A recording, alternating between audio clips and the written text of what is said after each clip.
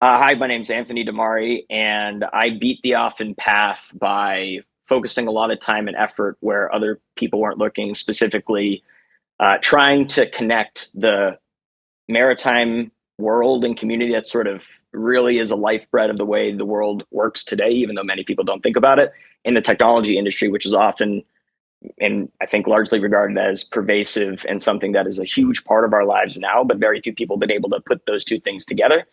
And then I think a lot of the things that have happened really well in my life is because I was in a position where I could quickly walk through a door when it opened. And oftentimes those doors don't stay open for very, very long. And I think most people get the opportunity to walk through some doors and they often don't walk through them. And so for me, that's how I beat the often path. Welcome back to the Beat the Often Path podcast. On the show, we celebrate unique and inspiring success stories, help us think outside the box in our lives and careers. Joining me today is Anthony DiMare, the CEO and co-founder of Bedrock Ocean Exploration, a vertically integrated ocean exploration company that's built proprietary robotics and software to explore the oceans quickly and cheaply. Basically, none of the world's seafloor is mapped, and this knowledge has far-reaching implications for weather predictions, global shipping, and so many other things that are vital to our survival. Learn the multiple businesses and models Anthony has pursued in his career, and how he's gotten millions in funding so far and wound up to be named under Forbes 30 Under 30. Bedrock has been featured in Fast Company, TechCrunch, CNN, CNBC, and more. And when you hear this man speak, I think you'll know why. So here's Anthony DiMare. I have to say, I surely can't be the first person who has publicly acknowledged this, but do you think it's a coincidence that your last name is DiMare and not DiCielo? like, surely that's been noted thousands of times before, right? It has been noted. People like the story. I think part of it is I grew up in a very sort of salty Italian family. And so I have it's been sort of ingrained in me in a long time. And actually, interestingly enough, I sort of grew up learning that the maritime world is actually quite like evil and like will destroy you. And my great grandfather ran a lobster fishing business in Boston that ended up going to zero, and it sort of ruined the whole family, it broke everything up. And so I grew up in the like aftermath of that.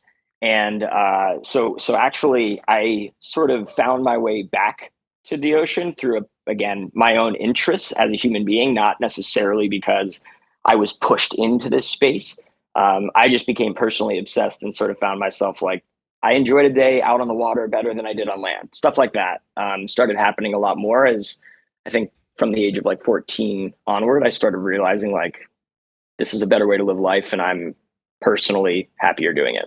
So I don't know, coincidence maybe, but it certainly has helped, I think, dealing with a lot of the, let's call it like the larger entrenched, either families or companies, because they sort of know that for all intents, this is going to sound corny, but like there's literally, the oceans in my blood and all this stuff. And weirdly enough, that actually has gone a long way. And particularly in relationship building and sales conversations where, they don't necessarily know you. They kind of look down on tech. Like they think tech is actually in many ways something that might, be out to get them. And I think you can sort of look at the technology landscape right now, and it doesn't take a lot to sort of understand why a lot of people feel that way.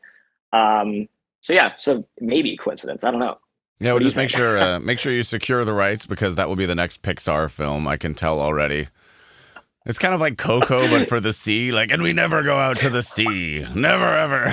Not since great grandpa's fishing business went out. Lobster business went out the door. So we get a sea shanty, right? Yeah. You are in the right place at the right time in the right generation. But no, I must go out to the sea, Grandpa. Anyways, but no, let's get back on track here.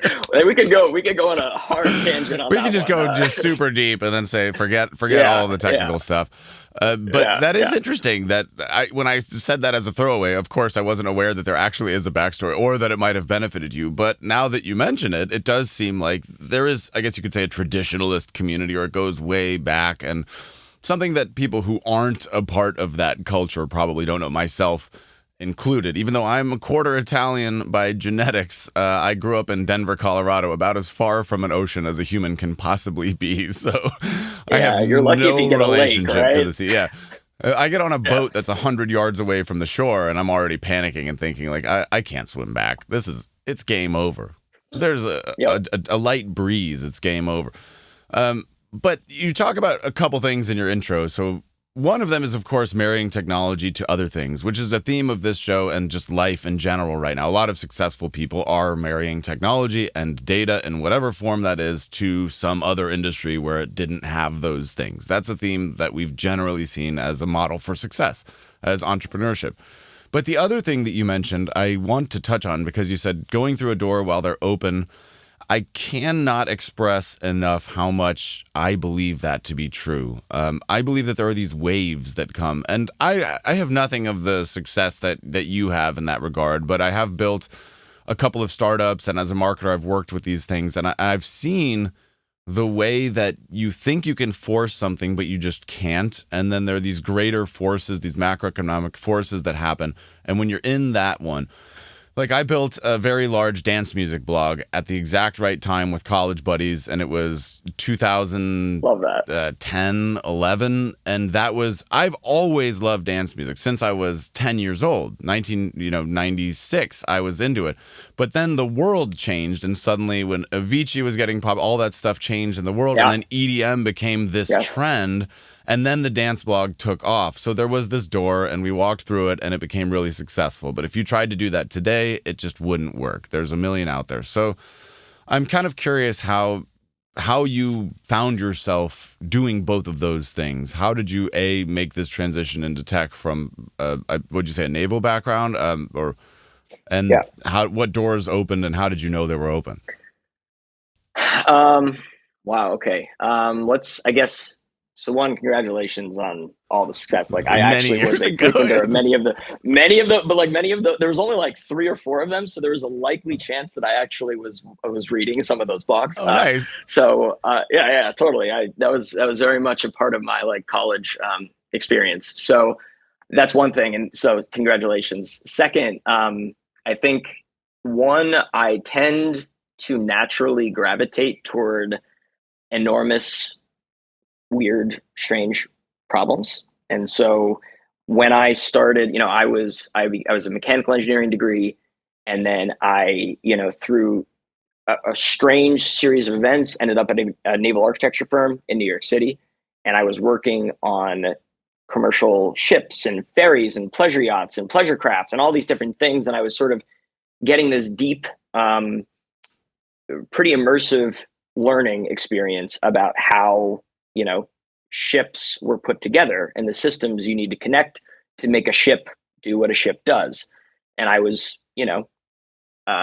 when I was doing, I vividly remember this. I was doing the CAD on a bridge system of a ship, and I realized that like all of the different systems that you would assume would be connected, because you would assume the information from one would help the other one do what it does better. Meaning, like, for example, a weather system, you would assume that would connect to the autopilot, because in shipping, weather has a demonstrable effect on the economics of any voyage as well as the safety of the crew. Absolutely. And so I was like, what the hell's going on here? This is a top of the line bridge system. And so I think that was one of those things where I was like, why is nobody else seeing this door open?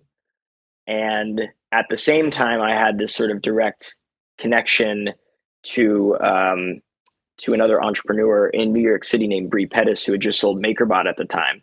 And so had personal projects that I wanted to get 3D printed. And he said, listen, you can come use my basically workshop and 3D print things on the weekends, whenever you want, as much as you want. I was like, wait, really? Like, this is thousands of dollars. But I was poor, broke, student loans, the whole thing. And I just showed up and I started printing stuff. And he was like, you're actually going to take me up on that? I'm like, who wouldn't take you up on that? Sure. And it turns out many people had not taken him up on that. And so by being around him, who had just sort of sold one of the best technology companies in New York City, and just frankly being like an idol to me growing up, or learning about mechanical engineering and all of the 3D printing movements that were happening. And I was obsessed with that. And then to then have the invitation to just do that work and then getting access to him, I had this maritime thing that I was doing for, to pay the bills. Um, and then I had also access to this very successful technology entrepreneur who is literally seeing my own work happen in his space. Again, two things that alone are unlikely to happen. Just by the way. Let alone Hey, here let you go. alone take thousands of dollars worth of 3D printing and just do it for free. Wow. I was like, cool, I'm going to build some hydrofoils. And he was like, Okay. what? And I'm like, totally. And I was like, all right, cool. So I started printing these like massive hydrofoil projects. And he started asking more questions about sort of what I had doodling in my head. And I was like, wow, there's this like obvious problem. The maritime world has no idea what's going on in the tech world.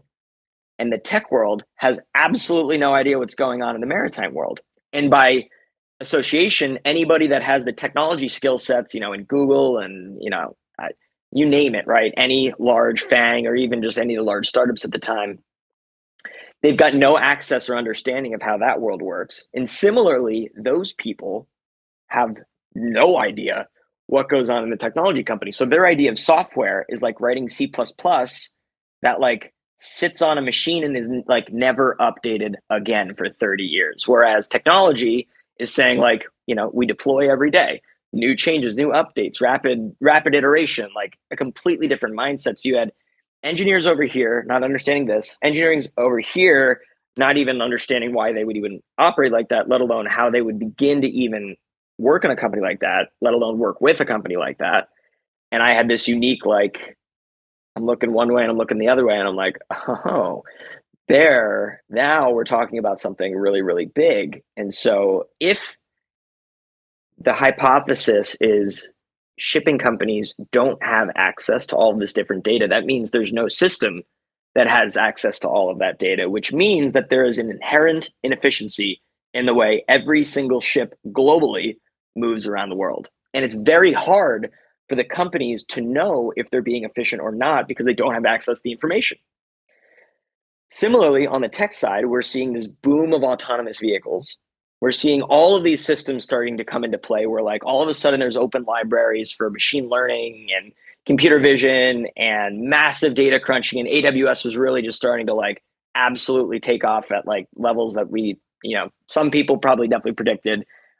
Most of the people were sort of astonished, I think, to see the proliferation of, Web 2.0 and whatever happened there. And then it was sort of just like, well, how do we just put these things together? And I really believe it was like this opportunity window was open, I don't know, maybe 6 months at best. Wow. And so in that period of like, and then a flood of other companies came sort of like a year later, but it was like arguably a little too late. And it was sort of after, I think, Nautilus had gotten its sort of foot in the door, and then they realized, oh, actually, that story makes a lot of sense. But again, then you had a bunch of maritime people trying to go to the tech world. You had a bunch of tech people trying to go into the maritime world, and very few that understood both languages. And so that was like my first foray into all of this. And I think it sort of plays well into the question you were asking. So that's, I mean, probably way too much detail on exactly how it all happened, but that's literally what happened. You mentioned that people weren't aware of this. So what is the time frame on this? When were you working on Nautilus? What was that window in time? I started thinking about it in like late 2014. It really developed into a solidified idea and concept that I think one could reasonably execute in like close to late 2015. And then all of the stars kind of started aligning in 2016. And that's when it was like, okay, door is very open. I've got probably capital lined up. I've got, I just need someone to sort of imagine walking in the door with a Greek billionaire who owns 50 ships worth over $1 billion alone. And you're this young person who knows their language, so you can communicate with them, but they had been burned by technology before. And so you really needed a partner there to like sit down and be like, no, I know how to build good technology. And so that was ended up how I ended up meeting Brian, my co-founder then, and we sort of came together. And at the exact same time, there was a Greek shipping, like multi-generational Greek shipping family in New York. We went out for breakfast and ended up just saying like, listen, I have all these pieces together. I just need to understand the problem more. Like, one, is this a problem? Two, does this sound reasonable? And three, would you buy it? And I had like a PDF at the time of what I thought would sort of do it. And I sort of like put it on the table. I was like, what if you had that every day on a screen in a web browser? And I'm like, oh my God, this is great. This is perfect. And that was like the catalyst. And I was like, all right, we're on. And very quickly raised a little bit of money. Again, in that time, I thought $2 million was a lot of money and went a long way. And in today's environment, that's, a pre-seed at best. And yeah, it's been really, that was the catalyst of it all. Amazing. I'm sure I answered your question there. Yeah, that was the first time frame. And then, God, I don't know. I've been dreaming about the idea of Bedrock probably since I was a little kid, but like, really? Totally. Okay. Oh my God. I mean, so but more like the general concept of sea exploration, yeah. I assume at that point. Well, so it was interesting at Nautilus. We were so one of the largest impacts on just general ship efficiency, if you're looking at a single ship on a single voyage, one of the largest impacts can be weather. And for those that don't know, marine weather prediction is terrible. Like, it's and you think it's bad now with all the, localized weather models breaking and random storms popping out of nowhere. It's way worse on the ocean. Like, nobody has any idea what the hell the weather's going to do. They try really hard. They're wrong very often.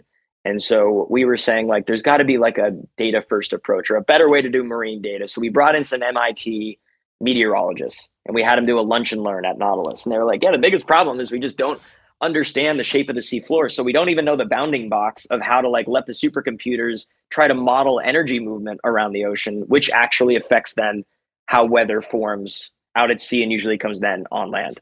And I'm sitting there, I'm like, so you're telling me there's like just fundamental blocker of we don't understand what the seafloor shape is, and that is a main reason why we can't predict weather over the ocean. Like gifting you this incredible piece of at the time, firsthand knowledge. I didn't realize it at the time, but yes, they kind of had.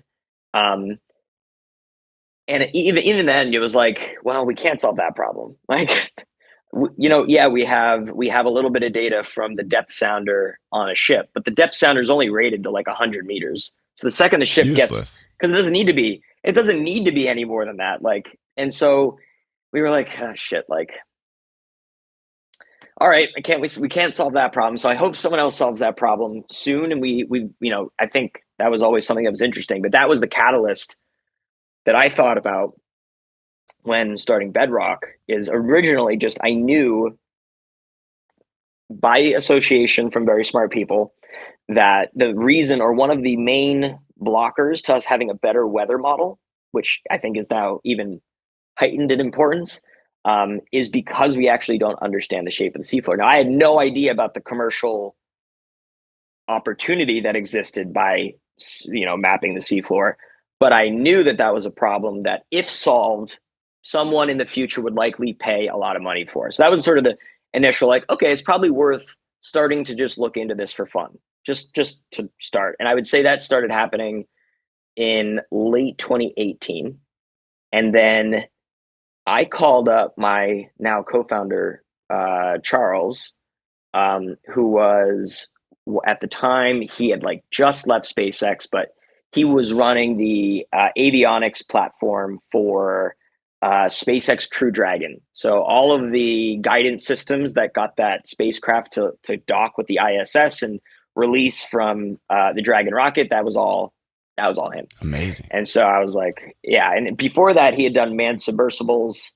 So he had done submarines, he had done AUVs, he'd done exoskeletons for DARPA and SRI, and like a true generalist roboticist with autonomy experience. And so Incredible. I'm sitting here and I'm like, it's one of those things where we met in the Embarcadero at a diner and like stayed there for 2 hours talking about, problems we cared about. And I sort of put him aside and said, you know what, okay, like one day I'm going to stay in touch with him and one day we might do something. And then the opportunity kind of came along to try and start to look at the ocean mapping problem for me. And he was the first person I called. It was just like, nights and weekends, you want to try and like crack this one? And it was like, he was like, absolutely, like 100% yes. He ended up then going to work with a autonomous airplane company. So really trying to make airplanes autonomous, like fully autonomous. And so we were nights and weekends throughout all of most of 2019. I had much more time because I had left Nautilus at the time. So I had tons of time to explore. And that really was the beginning of how Bedrock sort of came to be. And, we can dig into whatever parts you want from there, but that's kind of the gist. So I'm curious, the infrastructure that you're building, so you've got obviously a submersible vehicle that is able to go underwater and map things, but are you putting in place more permanent infrastructure when you find area? Because you said if you have to do this once a year, how many vehicles would it take to not still end up at the same percentage of that you're chasing your own tail? Sure. So I think the first thing to say is, so we're actually a data company, right? At the end of the day, we have submersibles. Yes, we build cloud software that allows that data to be readily available, accessible, and all these things. But like, we're not selling SaaS, and we're not selling the robots. But these two things together have allowed us to put together a unique and proprietary data product that allows other people that are infrastructure companies or energy companies or renewable energy companies to then go and do the work that they need to do to put up this infrastructure much faster, much cheaper, with a bit of a different business model. And I think, if you take a look at sort of, I think many of the other tangential industries, maybe, you could look at the onshore infrastructure or whatever it may be, like, yes, like surveys get done and they get done with, now drones, right? Like it's very easy now to do. The problem with the marine space is that nobody has taken like in the space markets, they used to have these large satellites that cost tens of billions of dollars, and then Planet Labs and Spire and a bunch of these other smaller startups started pioneering the small satellite concept. And you could put up 1,000 satellites for the same price or even less than one of these monolithic satellites that NASA was sort of putting together. And nobody has made that full transition in the ocean.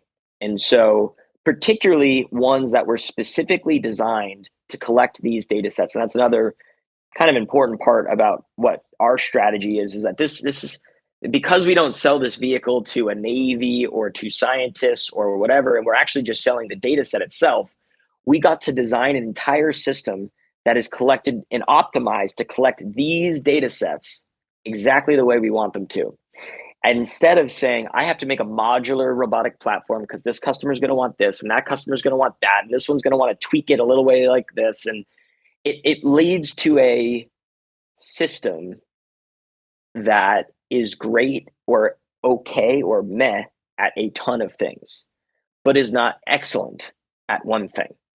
And so our system is designed to be excellent at this one really hard thing. And that includes not just collecting the data, but being able to scale the system in a different way and speed than many other companies would. And so I believe you actually have to build the full stack to go do that.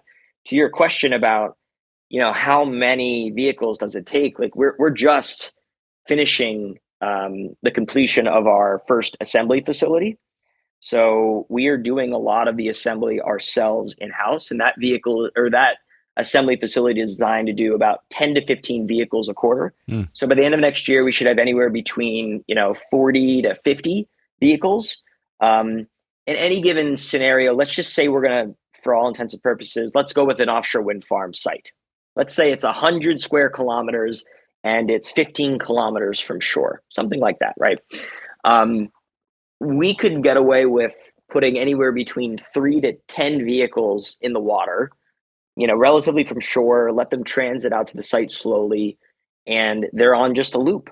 So they come back to shore, we open up the vehicles, we swap out the batteries. There's a hard drive already in the battery case. You put it into the charging case. It starts immediately pulling the data right off of that thing. You put in a new battery, close it up. It does its recalibration set. Off it goes again. We don't do anything.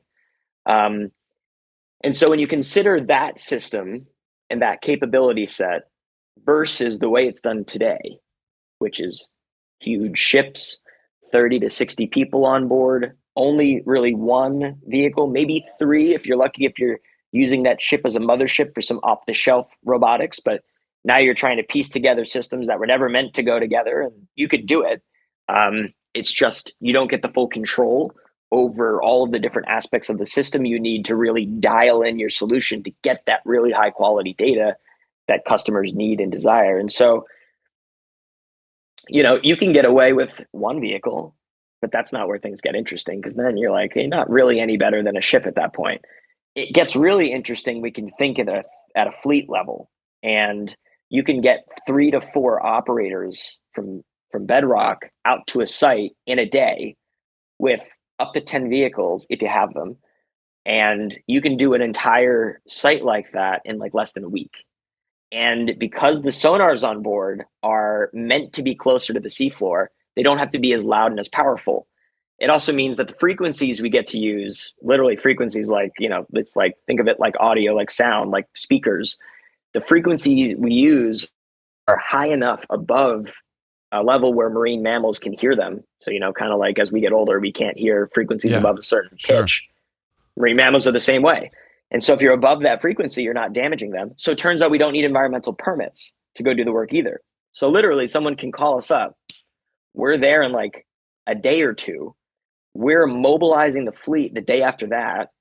We're out mapping a site close to shore, and we're out of there within 2 weeks. And because every time that vehicle is coming back, we have access to land-based internet infrastructure, we get that data into the cloud immediately, and everybody has access to the information far ahead of time. So to go from something that normally would have taken 12 months of time between the permitting, getting the contracts in place, all of the work that needs to go into mobilizing all your equipment onto the site, to then do the work, to then process it, to look at it, to get all the reviews from the environmental review firm, the archaeological review firm. The government's got to do a stamp of approval to make sure you didn't break any laws when you did that work because you're in a marine mammal protected area. To do all of that and shrink it into this, like, now let's call it like 1 to 3 month process, depending on how big the site is and how far offshore it is. That's game changing for anyone. Like, you go from like a 6-year timeline to build an offshore wind farm where literally a bottleneck was how often you could do surveys to get to the next step of the development process. Well, now shifts the entire perspective on how quickly you could build something, because, now I got the information I needed to move. I got all the approvals and I got the information I needed 12 months ahead of time. So that's a year right there on one survey. And imagine that multiple times over throughout the development process. And all of a sudden, you've taken a bottleneck and you've turned it into an accelerant to the point where like companies may not even know how to move that fast kind of work. So they're not used to it. Yeah. Especially with the, and I think if you look at the Inflation Reduction Act that just got passed in the United States, there's a 30% tax credit that any renewable company gets for building an offshore wind farm before, forget exactly the date, in 2026.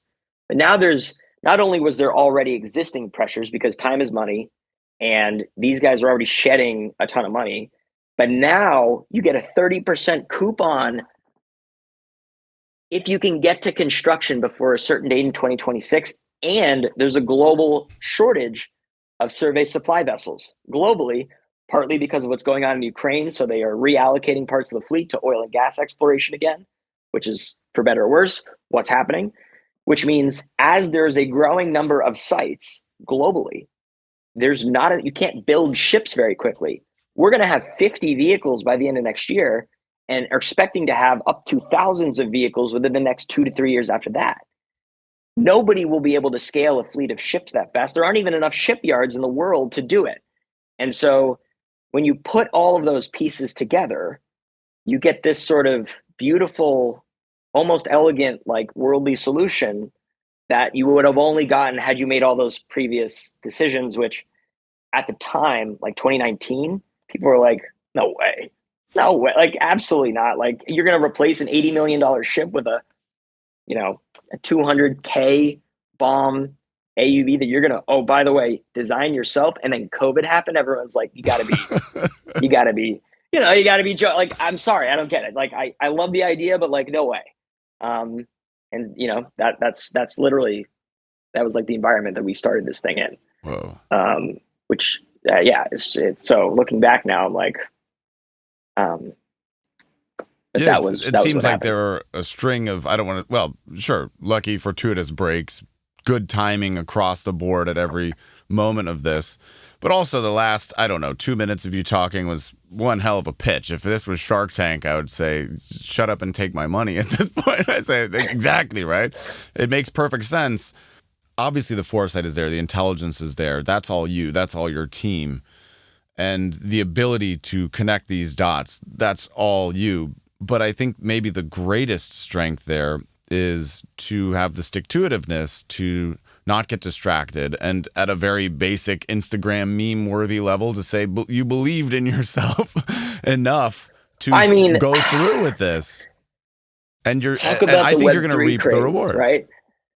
It's like, it was incredible, right? Like pandemic. So we start in January. We get a term sheet on March 2nd of 2020. Get out of here. We sign it on March 9th. Lockdown. 5 days before lockdown. Sign the thing. And then I'm like, okay, world starts collapsing. Web3 starts taking off. None of this is making any fucking sense to me, right? So like, I'm sitting here being like, okay, cool. Markets are collapsing, but like infrastructure is counter-cyclical. So we should be good. Like there is nothing that's going to stop us needing energy, right? We will need energy. That will always be a thing. Like we're okay. And then you see Web3 just go to Web, which is, by the way, not against Web3. I just can't believe the amount of attention and capital that just poured there instead of all, like maybe half of that capital going towards what I would call like Web3 is a problem. Right. Yeah, there's real stuff. Like pick up a Wall Street Journal, right? And like just open up a couple pages and sift through it, and open up an Economist. I'll tell, like, you could find 50 massive fucking problems right now that we have no global solutions for. Why weren't, to me, I'm like, that is way more important to get right than us understanding how to like transfer NFTs. Not to say that that's not profitable or something that will become an influential piece of technology or something that I deeply believe could be, I don't believe is proven it yet, but that's just my own personal belief, is that it's not really at an infrastructure stack yet. It could be, and I'm glad people are working on it. However, is it because they were looking for a problem and didn't have one, or didn't want to find one?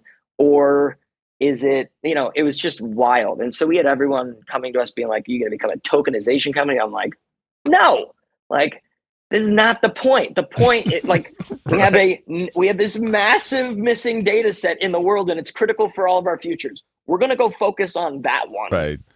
And then like, if there's tokenization opportunities in the future, because that makes business sense, or that's an interesting financial mechanism we want to use to do certain things, and we'll consider it.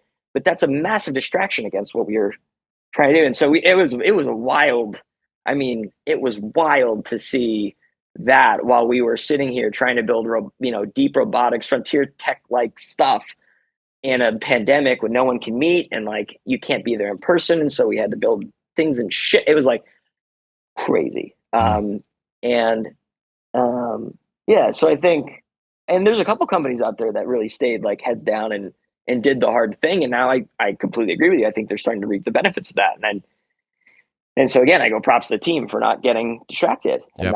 not, staying true to the thing that really mattered here, because, without all of them, like we also couldn't have stayed sort of laser focused as well. So, I could rant on about this one for a really long time, because it's great. it just pissed me off. I mean, it was. And again, focus. We believe because of like the efficient market hypothesis, all of these things. But then at the end of the day, people can't like buy high, sell low. People are, especially the markets have always shown that people are panicky, that they're herd animals, that they follow trends. The rise of these meme stocks, all of that stuff has shown that a lot of these decisions are not being made by a governing intelligence, right? It's just a greed and shiny object syndrome. So that's what makes the people like you, and to his credit, Elon Musk, even though he has many things in his personal life that I'm not such a big fan of, but the people who do stay focused on something in a world that is constantly trying to distract you and constantly trying to say, hey, Anthony, you could make more money over here quicker. You could be richer. You could drive a faster car. You could do this if you went over here. And to willfully tune that out is, I think, the greatest challenge of intelligent people of our time. To ask ourselves what is really important. Well, I'll tell you what's important. Energy is really important. Water is really important. Food is really important. But it's not Doesn't shiny. take a rocket scientist. It's not shiny. No. It's not bright, and it's not blinking at you.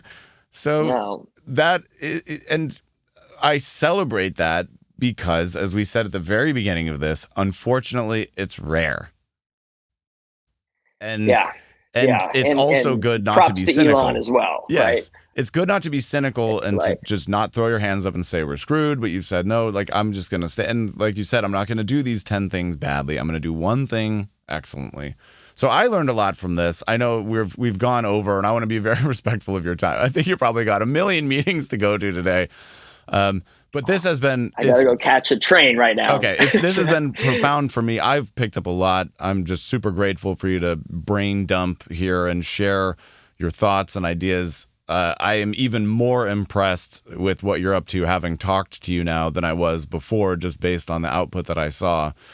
I wholeheartedly believe not only in your mission, but that you are the right person to do this. And I just very much look forward to watching your meteoric rise in the next 5 to 7 years. Let's just say 5 to 7 years from now, I'll hit you up on LinkedIn, and I got a feeling you'll be doing something a little different. I don't know. Call it a hunch. Maybe. I don't know. I appreciate all those words, Ross. And like, it's also incredible what you've built. And like, you've impacted my ways in the past in ways that I didn't realize you had. I did a little bit of searching, and I definitely know what you've built, and was a fan. So, Awesome. Thank you as well. And like, Cool. Maybe we can meet up in LA one time. Who knows? I would love that. And I still have to make a trip. I've never been to Boston. I keep saying I've got to get out there. So let's absolutely do that. I'm leaving to New York right now. So, okay. Well, right now I'm on the next flight. No, cancel it. I'm over there. No, but it's been an honor and a pleasure, and I really look forward just to staying connected. And yeah, I'll let you get out of here. I know you got to go, but yeah, thanks, Ross. Super honored. And with that, the official podcast is over.